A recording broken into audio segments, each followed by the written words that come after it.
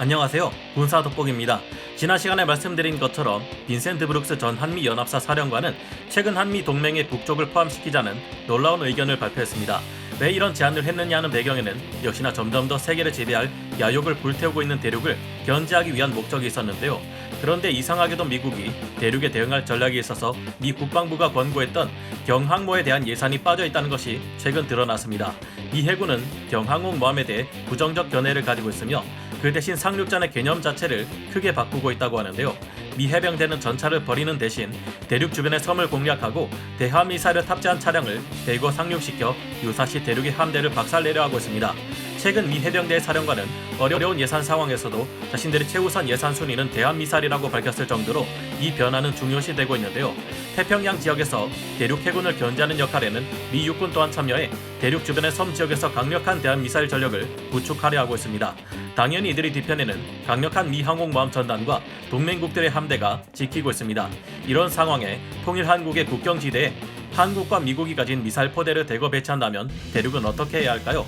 오늘은 대륙의 위협에 대응하는 미군의 변화와 통일 한국에서 이뤄지게 될 새로운 전력 배치와의 관계성을 알아보고 본격적으로 대륙의 군사적 충돌에 대비해 통일된 한국이 얼마나 막강한 역할을 맡게 될 것인지 알아보겠습니다. 전문가는 아니지만 해당 분야의 정보를 조사 정리했습니다. 본의 아니게 틀린 부분이 있을 수 있다는 점 양해해 주시면 감사하겠습니다. 민감한 사안들이 포함되어 있어 북한을 북쪽, 러시아를 불곰국으로 표현했음을 양해 부탁드립니다. 천의 요새 통일 한국, 안타까운 일이지만 우리 한반도의 남북 통일이 이루어진다고 해도 긴장을 놓을 수는 없습니다. 오히려 북쪽보다 더욱 강력한 국가인 대륙과 불곰국이 제1의 가상적국으로 떠오르게 되기 때문인데요. 한반도가 평화 통일을 이룩한 시점에서 보기에는 과도한 현역 전력을 유지하는 것만으로도 대륙은 이를 경계할 가능성이 높습니다. 실제로 불곰국, 대만, 일본, 베트남, 미얀마, 인도, 파키스탄 등 대륙의 주변국들 중 가장 먼저 육로를 통해 빠르게 진격해 대륙의 수도 베이징을 함락시킬 수 있는 것이 통일 한국이기 때문입니다. 하지만 그렇다고 대륙 쪽에서 우리 한반도로 진격해 침공을 감행하는 것도 쉽지 않은데요. 지금이야 휴전선에서 수도권까지 불과 수십 킬로미터의 짧은 종심을 가지고 있어 이를 방어하는 데 상당한 부담이 따릅니다. 이 짧은 종심이 바로 1953년 휴전 이후부터 현재까지 남북 모두가 과도한 현역 병력을 유지하게 만든 가장 근본적인 원인이었죠. 하지만 통일 한국의 경우 평안도 북부와 함경도 북부의 아주 험악한 지형을 바탕으로 한 국경에서 전략적 중심지가 평양에서 함흥 사이까지 수백 킬로미터 이르는 넉넉한 중심을 확보하는 것이 가능하기에 방어가 훨씬 수월해지게 됩니다. 대한민국의 동맹인 미군의 존재 때문인데요. 남북이 평화 통일을 이룩한 이후에도 한미동맹과 주한미군은 계속해서 유지될 가능성이 높다고 합니다. 미국이 세계 패권 국가로서 동북아시아에 대한 영향력을 포기하지 않는 한 통일 한국의 대륙과 불곰국에 대한 외교적 균형을 취하고 국방 부담을 절감할 수 있다는 전제하에서 통일 한국과 미국은 여전히 서로를 필요로 하기 때문인데요.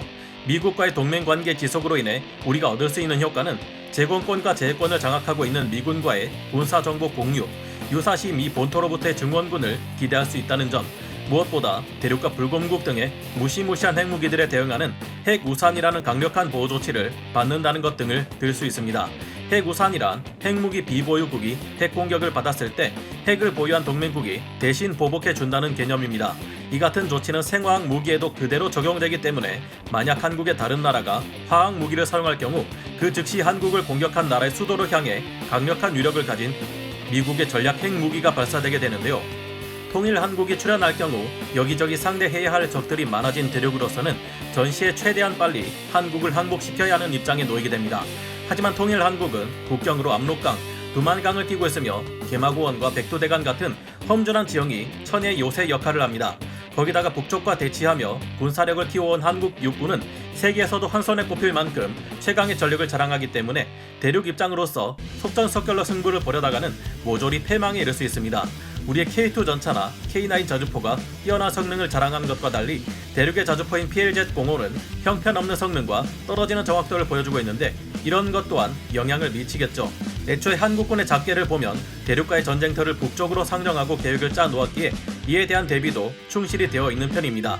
이런 장점들 덕분에 당장 우리 대한민국의 전력만으로도 통일 한국의 새로운 전선에서 방어에만 집중할 경우 대륙 인민해방군 북부 전구 전체를 막아낼 수 있는 충분한 재래식 전력을 가지고 있습니다. 동원 예비군이 소집 및 배치되는 기간은 1주에서 2주, 미 해군 항공모함 전단 증원에 소요되는 기간이 1주에서 3주, 미 해병대 및 미 육군의 본격적인 증원에 소요되는 1개월에서 3개월의 기간 동안 통일 한국의 전선을 지키며 버티는 것은 지금 대한민국이 가진 전력만으로도 충분하다는 것인데요. 우리 대한민국과 같은 미국의 동맹국에 대한 무력 침공에 대한 방어 계획은 미국의 랜드 연구소 등에서 수립 중에 있습니다. 게다가 대륙은 사정상 통일 한국의 침공에만 전념할 수가 없는 상황인데요. 아무리 강력한 대륙 군대가 350만이나 된다고 해도 이중 현대화가 완료된 집단군은 그리 많지 않다고 합니다. 게다가 대만 해협 앞에서는 A2AD 전략을 무력화하기 위해 미국 그리고 동맹국의 거대한 함대가 노리고 있습니다. 미국은 무인기와 스텔스 폭격기를 통해 신경 써야 할 것이 많아진 대륙을 공습할 수 있으며 머지않아 무인 수상정들과 무인 잠수정들로 구성된 유령 함대가 출몰하게 됩니다. 이들은 주말트 스텔스 구축함의 지휘를 받으며 미국 함대를 노리는 둥펑 26, 둥펑 21D 같은 미사일들을 모두 무용지물로 만들 수 있죠. 그 이후에는 본격적인 미 7함대와 함께 이에 증원된 함대들의 전력으로 대륙 남부의 제2전선에 무차별 폭격을 가할 수 있게 됩니다. 당연히 대륙과 가장 치열하게 신경전을 벌이고 있는 대만군 또한 이에 가세할 것이며 전통적으로 카슈미르를 두고 영토 분쟁을 벌이고 있는 인도가 대륙의 뒤통수를 칠 수 있습니다. 현재 인도는 대륙과의 국경 근접 지역에 핵탄두 장착이 가능한 탄도미사일인 아그니를 배치시켜 놓고 있습니다. 아그니는 베이징뿐만 아니라 대륙의 대부분 지역을 사정권에 넣을 수 있기에 대륙으로서도 상당히 긴장하고 있는데요.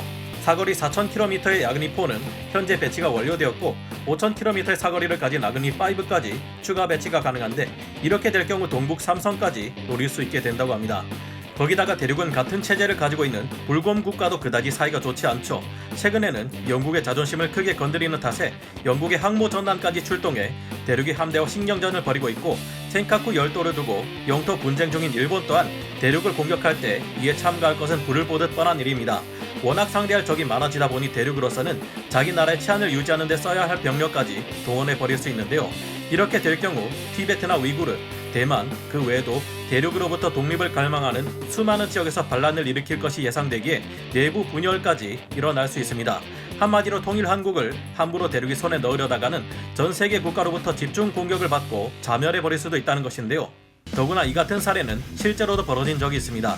당나라가 고구려를 멸망시키기 위해 본토의 장정들을 닥치는 대로 끌어모아 요동으로 투입시켰더니 고구려를 멸망시키는 데는 성공했지만 정작 티베트에게 빈집털이를 당하고 장안까지 빼앗긴 사례를 들 수 있습니다.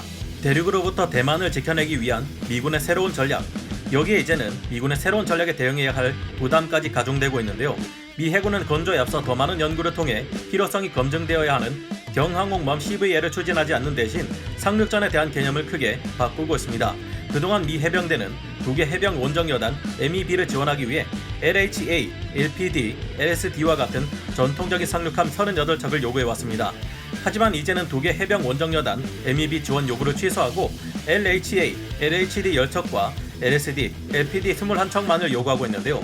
미 해병대는 전차와 F-35B, AH-1 공격 헬기 대신 로켓포와 대한미사일 전력을 대폭 늘릴 것으로 보입니다. 이 같은 전력의 변화는 포스 디자인 2030을 통해 예상됐던 내용이기도 한데요. 대형 상륙함의 숫자는 줄어들지만 대신 새로운 경상륙함이 최대 35척까지 도입된다고 합니다. 미 해병대는 2030년까지 태평양 지역에서 대륙의 함대를 억제하기 위해 작은 섬들에 상륙해 그곳에서 대한미사일로 대륙 해군을 억제하기 위한 전략을 펴고 있는데요. 기존의 대규모 상륙전에서 분산된 형태로 바뀌었으며 이는 곧 미국 원정 해병대판 A2AD 전략이라 볼 수 있겠습니다. 미 해병대가 도입할 고속 경상륙정은 척당 해병대 27명을 태우고 대한미사일을 탑재하며 빠르게 섬과 섬 사이를 이동할 것이라고 하는데요. 그동안 대한미사일이 없었던 소형 수상 전투함인 연안 전투함 LCS에도 노르웨이의 콩스버그사와 미국의 레이시온사가 합작 개발한 NSM 스텔스 대한미사일을 탑재하고 있습니다. 상륙함에도 이제는 손쉽게 장착이 가능한 컨테이너화한 NSM을 탑재해 대륙의 함대에 대한 공격 능력을 부여하고 있는데요. 지상에서는 하이마스 다연장 로켓 대신 NSM을 탑재한 트럭 차량을 운용해 대륙의 함대를 공격하게 됩니다. 이제는 이런 차량을 무인화하는 단계에까지 이르렀는데요. 미 해병대뿐만이 아니라 미 육군 또한 대륙 주변의 섬들에 상륙해 전력을 보탤 예정입니다. 미 육군은 현재 운용 중인 에이테킴스를 대체할 장거리 정밀 미사일 프리즘의 해상 목표 타격 능력을 보유한 기상 기반 대한 미사일 LBASM을 개발하고 있는데요. LBASM은 현재 사거리가 499km 정도지만 앞으로 사거리를 650km 수준까지 늘릴 예정이라고 합니다.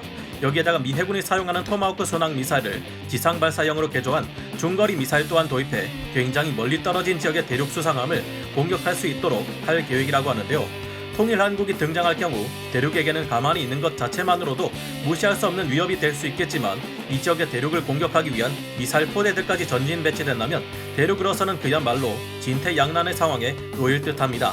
이전의 영상들에서도 말씀드렸듯이 당장 대한민국만 해도 6,600여 기가 넘는 미사일 전력을 가지고 있는데 여기에 북쪽이 가지고 있는 미사일 전력까지 합쳐지고 미군의 미사일 전력까지 추가된다면 대륙으로서는 간담이 서늘할 수밖에 없을 겁니다. 물론 통일이 되는 과정에서 북쪽의 핵무기들은 모두 해체될 가능성이 높은데요. 핵무기를 제조하는 데 있어 수십 년간 각종 실험을 통해 기반을 갈고 닦아온 북쪽의 실전적 경험과 대한민국의 세계 소위급 원자력 기술이 합쳐질 경우 엄청난 시너지를 이룰 것을 예상할 수 있습니다. 하지만 통일의 과정에서 비핵화를 추구하는 우리와 미국으로서는 현재 북쪽이 가진 핵무기를 통일의 과정에서 해체해야 할 것이기에 핵무장은 어렵지 않을까 생각이 드는데요. 통일한국이 핵무기를 가질 경우 일본에서도 핵무기를 가지겠다고 난리를 칠 것이기 때문입니다. 현실적인 여러가지 한계로 통일한국이 등장할 수 있을지는 미지수이며 수많은 변수를 생각했을 때 문제없이 운영될 수 있을지도 미지수이긴 합니다.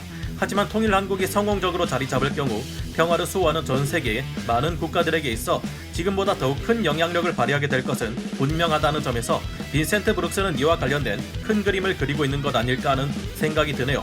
여러분은 어떻게 생각하시나요? 오늘 군사 돋보기 여기서 마치고요. 다음 시간에 다시 돌아오겠습니다.